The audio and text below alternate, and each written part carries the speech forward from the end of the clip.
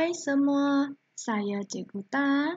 Dalam video ini, Cikgu akan menerangkan tajuk 3.4 iaitu pelaburan. Pelaburan dalam bahasa Inggeris iaitu investment. Pelaburan simbolnya iaitu I huruf besar. Sebenarnya dalam bab 2, kita telah pun pelajari sedikit sebanyak asas tentang pelaburan, iaitu apa yang kita sebut dalam bab 2 ialah pembentukan modal fizikal tetap. Sebenarnya, pembentukan modal fizikal tetap ialah pelaburan. Dalam bab 2, iaitu kita ada menyentuh tentang pelaburan, iaitu pembentukan modal fizikal tetap. Apabila pembentukan modal fizikal tetap ini berlaku, ini akan menambahkan daya pengeluaran dan akhirnya pendapatan akan bertambah. Sama-sama kita lihat iaitu pelaburan dalam ekonomi dua sektor. Apakah itu pelaburan? Definisi pelaburan iaitu pelaburan ialah perbelanjaan terhadap barang modal yang dilakukan oleh sektor firma. Contohnya, perbelanjaan terhadap loji iaitu kilang, bangunan dan jentera. Jenis-jenis pelaburan terdiri daripada 3, iaitu yang dirujuk iaitu yang pertama, pembentukan modal fizikal tetap. Kedua, pertambahan dalam inventory ataupun stok. Dan yang ketiga iaitu pembinaan harta tetap. Apakah yang dimaksudkan sebagai pembentukan modal fizikal tetap? Ialah seperti mesin dan jentera dengan tujuan menambahkan daya pengeluaran dan pendapatan masa hadapan. Di mana kita lihat bahawa apabila mesin dan jentera digunakan di dalam kilang untuk mengusahakan sesuatu dan ini akan menyebabkan daya pengeluaran meningkat. Daya pengeluaran iaitu produktiviti meningkat. Daya pengeluaran meningkat, ini akan menghasilkan keluaran yang meningkat dan akhirnya keluaran itu boleh dijual dan ini mendatangkan pendapatan. Kedua, pertambahan dalam inventory ataupun stok bahan mentah, barang separuh siap dan barang siap dengan tujuan meningkatkan penawaran pada masa hadapan. Di sini kita lihat bahawa pertambahan dalam bahan mentah, contohnya kita membuka tang bakery di mana bahan mentah yang diperlukan adalah seperti gandum. Dan gandum itu adalah tujuan untuk meningkatkan penawaran roti dan kek. Ketiga, pembinaan harta tetap. Pembinaan harta tetap adalah seperti bangunan kilang ataupun loji, pejabat dan rumah kediaman dengan tujuan menambahkan pendapatan dan kapasiti pengeluaran pada masa hadapan. Seperti mana yang kita sebut tadi, iaitu pelaburan meningkat, daya pengeluaran meningkat ataupun produktiviti meningkat ataupun kapasiti pengeluaran meningkat, ini akan menambahkan pendapatan.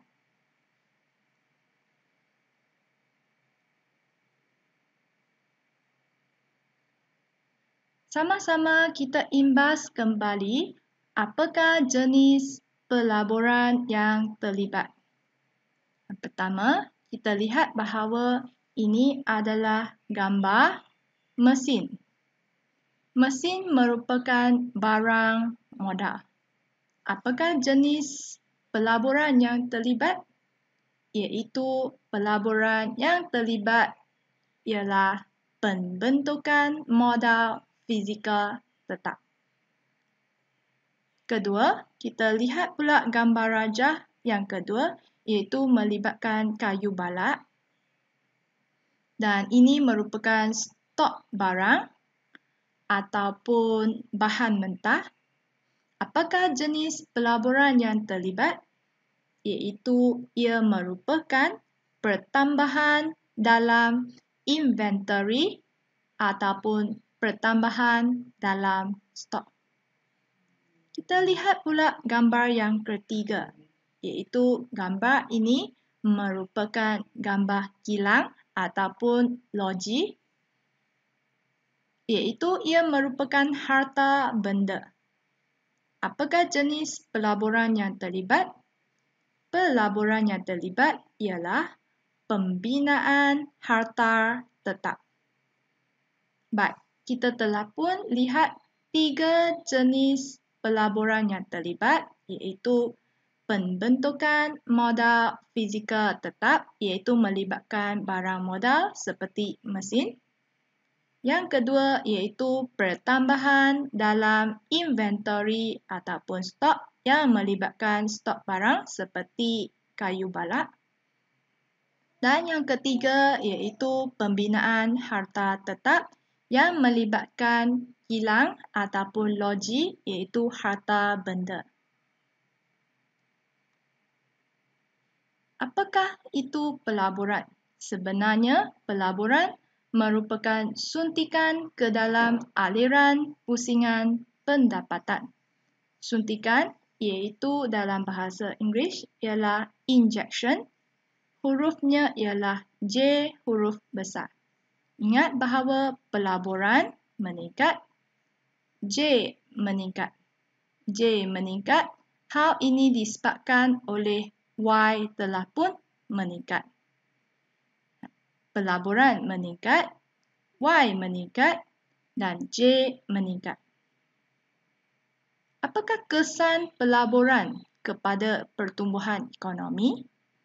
Pertambahan dalam pelaburan akan mempergiatkan pengeluaran, di mana kita lihat bahawa I meningkat, keluaran meningkat. Apabila keluaran meningkat ataupun daya pengeluaran meningkat, daya produktiviti meningkat ataupun kapasiti pengeluaran meningkat, ini akan memerlukan lebih banyak guna tenaga diperlukan di dalam sesebuah kilang, iaitu menambahkan peluang pekerjaan.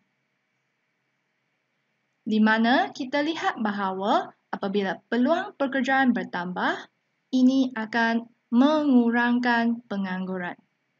Dengan itu, kita lihat bahawa keluaran meningkat, ini akan menambahkan guna tenaga dan peluang pekerjaan bertambah.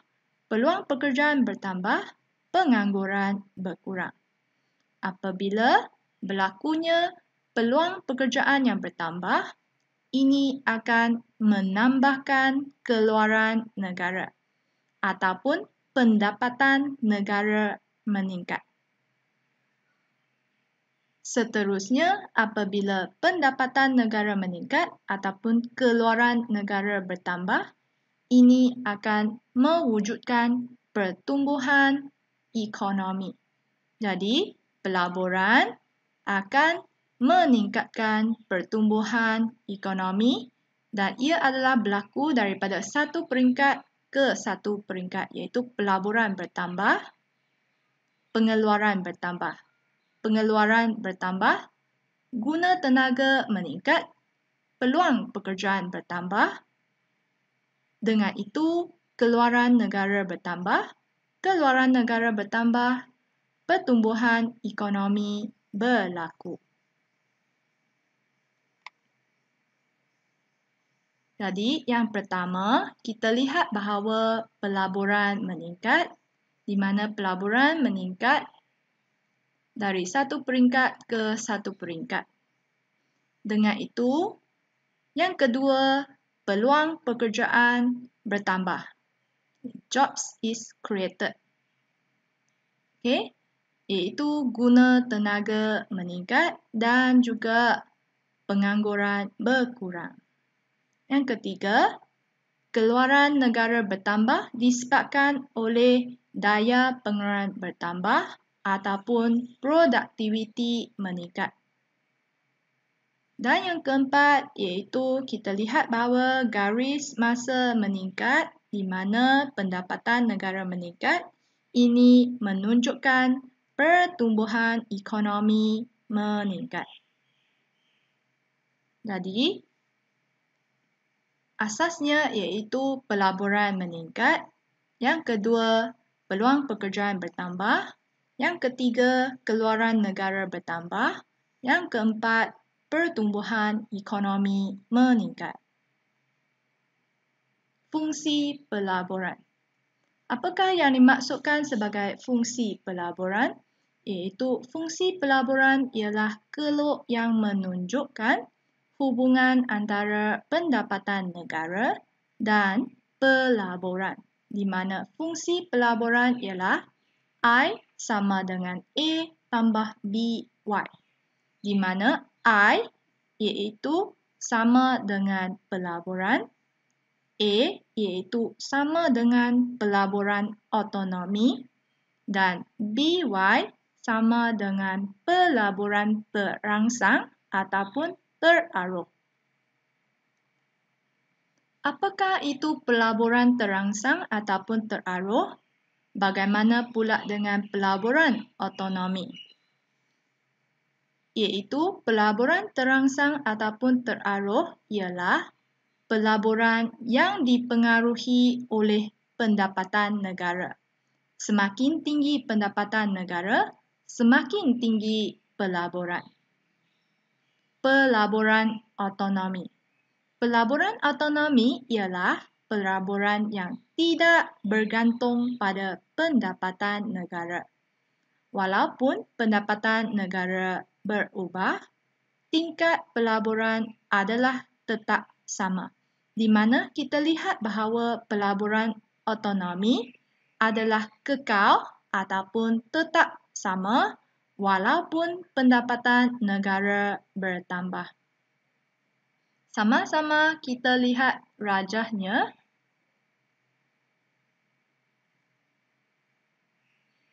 Apakah itu pelaburan otonomi? Pelaburan otonomi adalah bergantung kepada beberapa faktor, iaitu kadar bunga. Yang kedua, kecekapan modal sud ataupun kadar pulangan pelaburan ataupun lebih dikenali sebagai MEI, Marginal Efficiency of Investment. Yang ketiga, kemajuan teknologi. Yang keempat, jangkaan masa hadapan. Yang kelima, kos pengeluaran. Polisi kerajaan, kestabilan politik dan sosial, dan kestabilan nilai wang negara. Seterusnya, kita lihat rajah untuk pelaburan. Untuk paksi Y, kita labelkan pelaburan. Dan jangan lupa untuk labelkan O origin. Paksi X kita labelkan sebagai pendapatan negara. Di mana garisan pink ini merupakan pelaburan otonomi. Iaitu kita labelkan sebagai IA. I ialah investment, A ialah otonomi. IA ini merupakan pelaburan otonomi, di mana A ini adalah tetap pada setiap tingkat pendapatan. Seterusnya, kita lihat pula rajah untuk pelaburan teraruh ataupun pelaburan terangsang, di mana pelaburan terangsang bermula daripada pelaburan otonomi yang bermula daripada A dan ia akan meningkat apabila pendapatan negara bertambah. Dan kita labelkan garisan pelaburan teraruh ataupun terangsang ini, garisan merah ini sebagai I sama dengan A tambah BY. Dan kita mendapati bahawa pendapatan meningkat, pelaburan meningkat.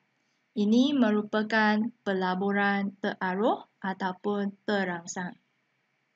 Berdasarkan rajah di atas, keluk pelaburan otonomi merupakan satu garisan yang mendatar. Ini adalah merupakan pelaburan otonomi. Manakala keluk pelaburan teraruh ataupun terangsang merupakan satu garis lurus yang mencerun ke atas dari kiri ke kanan, iaitu garisan merah, iaitu pelaburan teraruh, satu garisan yang mencerun ke atas dari kiri ke kanan. Apakah itu pelaburan bersih? Pelaburan bersih ialah nilai pelaburan yang diperoleh setelah pelaburan kasar ditolak dengan susut nilai dalam bentuk rumus, iaitu pelaburan bersih sama dengan pelaburan kasar tolak dengan susut nilai. Pelaburan bersih iaitu investment of net, pelaburan kasar iaitu investment of gross tolak dengan susut nilai. Maka IN sama dengan IG tolak SN. Apakah faktor-faktor yang mempengaruhi pelaburan? Antaranya iaitu pendapatan negara. Yang kedua, kadar bunga iaitu lebih dikenali sebagai rates, RATES, iaitu simbolnya iaitu R huruf kecil. Kecekapan modal sud iaitu lebih dikenali sebagai MEI ataupun kadar pulangan pelaburan. MEI ini dalam bahasa English ialah Marginal Efficiency of Investment. Keempat, kemajuan teknologi. Kelima, jangkaan ekonomi masa depan.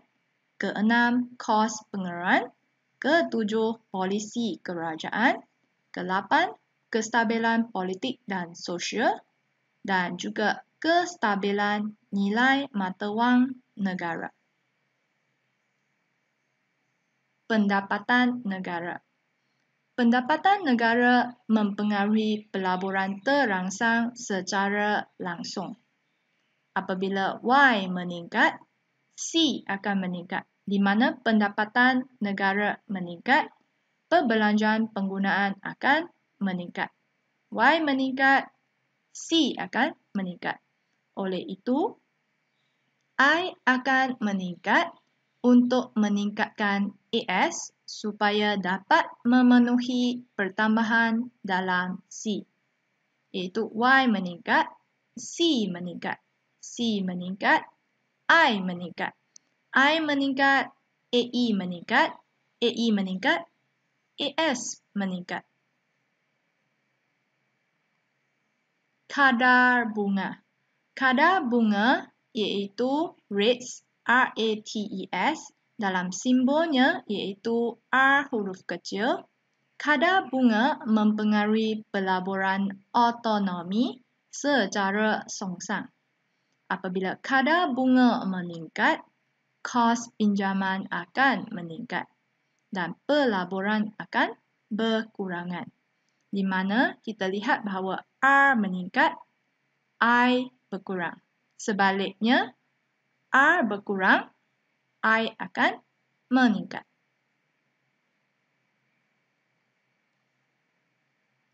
Sama-sama kita lihat gambar rajah. Untuk keluk paksi Y, kadar bunga ataupun simbol R dalam peratus. Paksi X iaitu pelaburan dalam RM juta. Dan jangan lupa untuk labelkan origin. Keluk pelaburan iaitu kita label sebagai MEI, iaitu kecekapan modal sud, di mana kita lihat pada asalnya R0 dan juga pelaburan adalah pada I0. Kadar bunga R, rates R0, pelaburan investment I0. Pada R0, pelaburan I0. Apabila kadar bunga turun, R0 turun, apa yang akan berlaku? R0 turun, kita mendapati bahawa pelaburan akan meningkat. I akan meningkat. Dengan itu, R turun, I meningkat. R turun, I meningkat. Dengan itu, ia akan menyebabkan R itu berkurang menjadi R1. Dan juga pelaburan adalah I1. R turun, I meningkat. Seterusnya, sekiranya R meningkat, apa yang akan berlaku? Sekiranya R meningkat, iaitu daripada R1 menjadi R0. Kita mendapati bahawa R meningkat, I akan berkurang. R meningkat, I akan berkurang.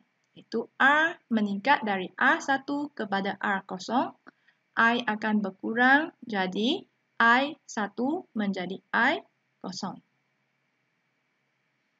Dengan itu, kita lihat huraiannya.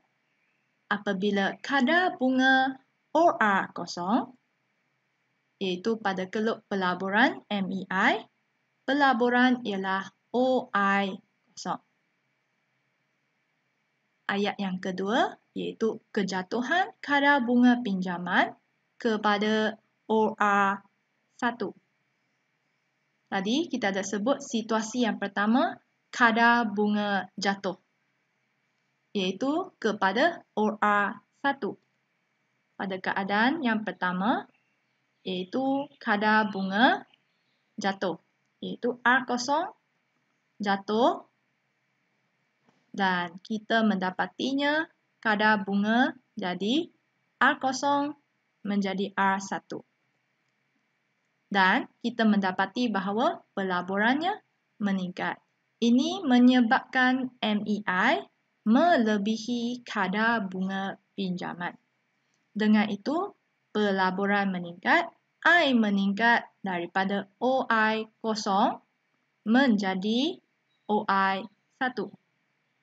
Pelaburan meningkat daripada OI0 kepada OI1. Seterusnya, apabila situasi yang kedua, iaitu kadar bunga meningkat. Kenaikan kadar bunga pinjaman daripada OR1 kepada OR0. Itu situasi yang kedua, iaitu kadar bunga meningkat daripada OR1 kepada OR0. Apa yang akan berlaku kepada pelaburan? Pelaburan akan berkurang. Pelaburan akan berkurang, menyebabkan MEI kurang daripada kadar bunga pinjaman. Pelaburan menurun daripada OI1 kepada OI0. Bagaimana pula dengan peralihan keluk? Keluk MEI akan berlakunya peralihan sama ada ke kiri ataupun ke kanan disebabkan oleh beberapa faktor, dan di sini cikgu senaraikan beberapa faktor, antaranya perubahan teknologi, perubahan jangkaan ekonomi masa hadapan dan perubahan pengeluaran. Untuk melukis keluk MEI yang beralih ke kiri ataupun ke kanan, yang pertama, kita labelkan kadar bunga ataupun simbol R dalam peratus dan pelaburan untuk paksi Y. Dan jangan lupa untuk labelkan O origin. O origin. Keluk untuk pelaburan iaitu kita labelkan MEI asal. Dan untuk menunjukkan keluk MEI ke kanan ataupun ke kiri, ia akan berlaku pada kadar bunga yang tetap. Maka, kita lukiskan kadar bunga iaitu R0 yang tetap. R0 yang tetap. Apabila berlakunya tingkat teknologi yang meningkat, apa yang akan berlaku? Pada R0, pelaburannya I0. Apabila teknologi meningkat, kita mendapatinya MEI akan beralih ke kanan, iaitu dari MEI asal 0 menjadi MEI 2. Dan kita mendapati bahawa pelaburan telah pun bertambah daripada I0 menjadi I2. Teknologi meningkat, keluk pelaburan akan beralih ke kanan. Keluk MEI 0 menjadi MEI 2. Bagaimana pula dengan teknologi yang usang? Apabila berlakunya teknologi yang usang, keluk MEI akan beralih ke kiri, iaitu dari MEI asal menjadi MEI 1. Iaitu dari garisan hitam beralih ke garisan hijau. Iaitu apabila berlakunya teknologi yang usang, apa yang akan berlaku? Kadar bunga masih lagi tetap pada R0 dan pelaburan iaitu telah pun berkurangan daripada I0 menjadi I1. Kemajuan teknologi iaitu faktor yang pertama. Penggunaan mesin dan komputer yang lebih canggih meninggikan kecekapan firma dan juga pekerja. Kadar pulangan pelaburan MEI bertambah ataupun keluk MEI berpindah ke kanan. Iaitu kemajuan teknologi I meningkat. I meningkat, keluk MEI beralih ke kanan. Kedua, jangkaan ekonomi masa hadapan. Jangkaan ekonomi masa hadapan yang menggalakkan ini akan menyebabkan pelaburan meningkat dan keluk MEI beralih ke kanan. Sekiranya jangkaan ekonomi masa hadapan yang tidak menggalakkan, ini akan kurang menggalakkan pelaburan dan keluk MEI akan beralih ke kiri. Faktor yang seterusnya iaitu kos pengeluaran. Kenaikan kos pengeluaran memindahkan MEI ke kiri ataupun projek-projek dibatalkan, maka pelaburan berkurang, pelaburan turun, MEI beralih ke kiri. Polisi kerajaan. Polisi cukai keuntungan syarikat. Apabila cukai naik, pelaburan akan berkurang. Keluk MEI akan beralih ke kiri. Cukai meningkat, T naik. T ialah tax, cukai. Pelaburan iaitu I, investment, I turun.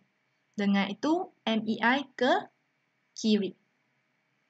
Polisi yang kedua iaitu polisi pemberian taraf perintis. Iaitu pemberian taraf perintis akan meningkatkan pelaburan. Dengan itu, keluk MEI akan beralih ke kanan. Pemberian taraf perintis, I meningkat. Dengan itu, MEI beralih ke kanan. Kestabilan politik dan sosial. Peningkatan pelaburan kerana menjamin pulangan yang baik kepada para pelabur.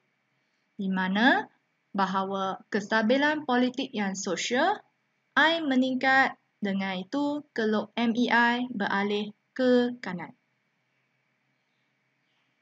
Seterusnya, kestabilan nilai mata wang negara. Peningkatan pelaburan pelabur-pelabur asing kerana menjamin pulangan pelaburan yang dikirim ke negara-negara asal mereka. Apabila berlakunya kestabilan nilai mata wang negara, pelaburan meningkat, kelok MEI beralih ke kanan. Pelaburan kasar, investment of gross, pelaburan bersih, investment of net, dan juga susut nilai, iaitu IN sama dengan IG tolak dengan susut nilai. Barang modal dan stok simpanan mengalami susut nilai akibat daripada kerosakan melalui masa. Contohnya, mesin dan jentera yang digunakan dalam kilang akan mengalami kehausan, iaitu susut nilai. Jadi, kita akan mendapati bahawa mesin itu mungkin akan berkerat ataupun mungkin perlu diganti dan ia akan mengalami kerosakan. Pelaburan kasar. Pelaburan kasar adalah pembentukan modal fizikal tetap untuk menggantikan stok modal yang telah rosak. Pelaburan bersih. Pelaburan bersih adalah pembentukan modal fizikal tetap untuk menambahkan daya pengeluaran firma. Nilai ini menggambarkan nilai stok modal dalam ekonomi ataupun pertambahan IN iaitu pelaburan bersih bermakna pelaburan meningkat dan Y akan meningkat. I meningkat, Y meningkat. Sama-sama kita lihat satu soalan esei, iaitu soalan ini merupakan klon STPM 2006 soalan 10. Jelaskan sejauh manakah kadar bunga mempengaruhi tingkat pelaburan sesebuah negara. 10 markah. Iaitu kita perlu senaraikan kadar bunga yang mempengaruhi pelaburan. Kadar bunga mempengaruhi pelaburan sesebuah negara. R mempengaruhi I. Kadar bunga merupakan kos meminjam kepada pelabur. Semakin tinggi kadar bunga, semakin tinggi kos meminjam. Maka, semakin kurang pelaburan dilakukan. Itu R meningkat, kos meminjam meningkat. Kos meminjam meningkat, pelaburan I berkurang.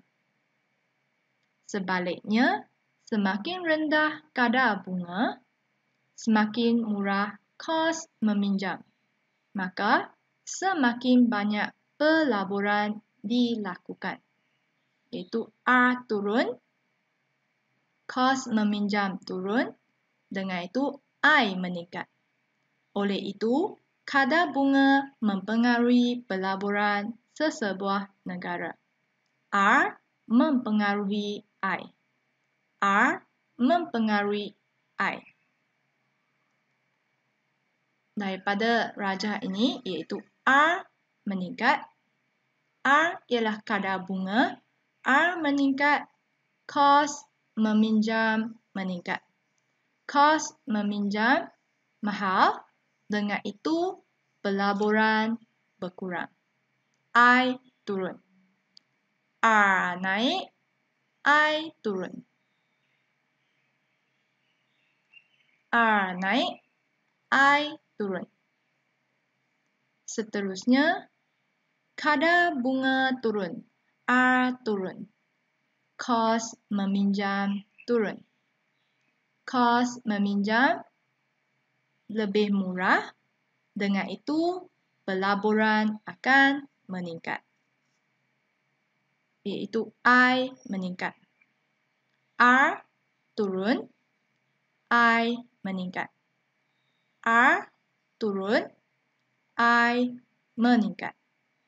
Contohnya, apabila kadar bunga untuk membeli rumah turun, jadi kos meminjam untuk membeli rumah menjadi murah. Dengan itu, pelaburan akan dilakukan untuk membeli rumah iaitu aset tetap. R turun, kos meminjam murah iaitu kos meminjam turun, I meningkat. R turun, kos meminjam turun, I meningkat.